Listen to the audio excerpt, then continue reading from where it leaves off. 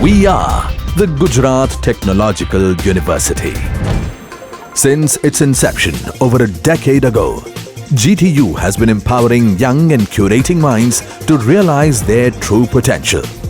Over 4 lakh inspired students are enrolled with one of the premier academic universities in India. With more than 450 affiliated colleges in its fold operating across 5 zones of the state, GTU, the International Innovative University, your place to move forward.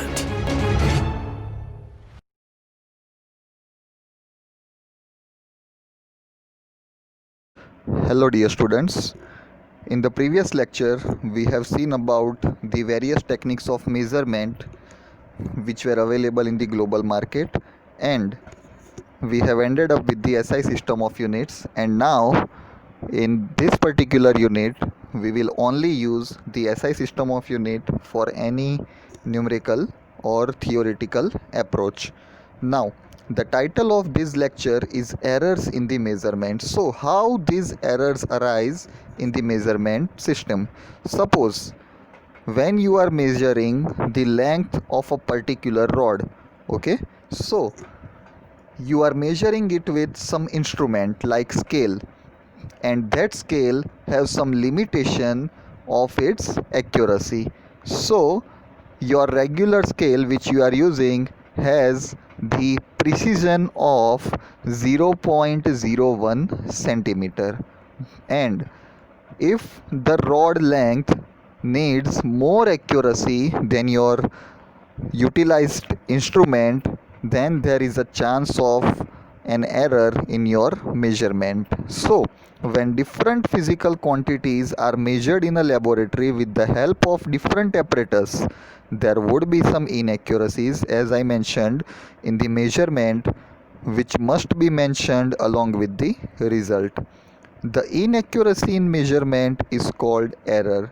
So error is nothing but the difference between the actual value and the measured value.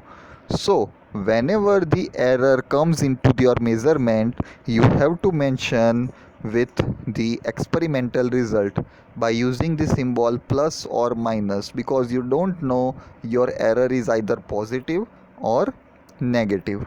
So what are the different types of errors which can introduce in the measurement? In physics, the errors in measurement can be broadly classified as number 1 systematic error and number 2 random error. So the systematic error are explained as systematic errors are those errors that tend to be in one direction, either positive or negative, which means that, consider the example of rod again. You have mentioned the length as 5.6 centimeter, but its actual value is 5.65 centimeter.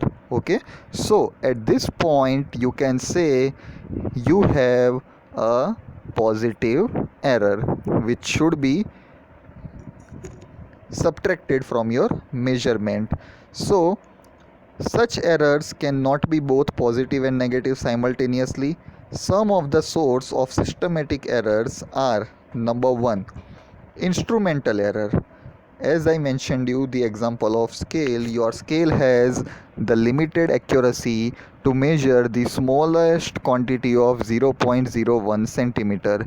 If the target of your measurement is less than 0.01 centimeter, there is 100% chance of arising the error in your measurement. So this type of errors arise due to imperfect design or improper calibration of the measuring instrument.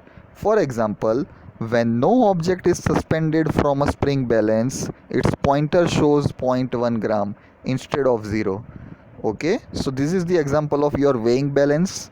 Then all the measurements of more than true weight will systematically contain this error during the experiment. So they have determined the error of 0 0.1 gram. So each and every trial, when they are taking out the reading, they have to subtract this particular error of 0 0.1 gram to have the accuracy and precision in their experimental analysis. Number two, systematic error, which arise due to the imperfection in experimental technique or procedure. See, every experiment has some predefined procedure which you must follow prior to initiate the experiment. Suppose the experimental procedure has mentioned in proper manner and you are diverting just one or two steps of that particular procedure, then this particular factor will generate the error in your measurement. For example, while measuring the temperature of a human body, any improper contact of thermometer with the body would produce an error in the experiment. This is more or less you have been observed when in case of fever you are measuring the body temperature by use of the thermometer and you are holding the thermometer in your mouth with particular procedure, and external factors like temperature, pressure, humidity can produce systematic error in the measurement. So if you are analyzing a particular experiment very accurately, then these two factors should not be determined to have some error.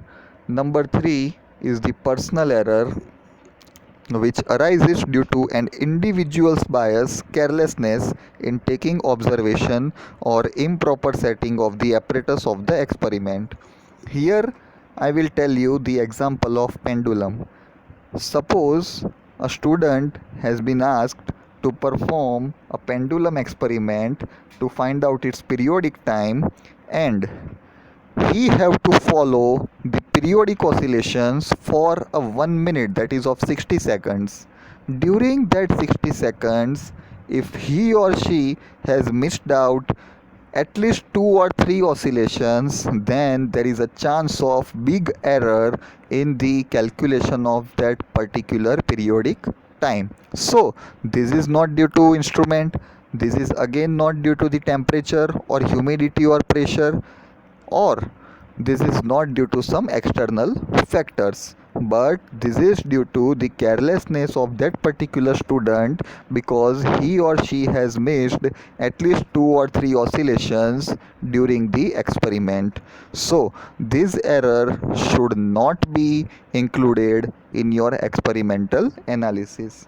But here in this particular example, if I recall the second condition, when you are oscillating the pendulum and if you have switch on the fan which is exactly stated above or situated above your pendulum, then there is the chance of systematic error number 2, because the airflow of that particular fan will surely affect the number of oscillations and you will not get the accurate value of periodic time of that particular pendulum. Number 3 is the personal error. So, systematic errors can be minimized by improving experimental techniques, selecting high quality instruments, and removing personal bias. So, these are the systematic errors which we can remove easily.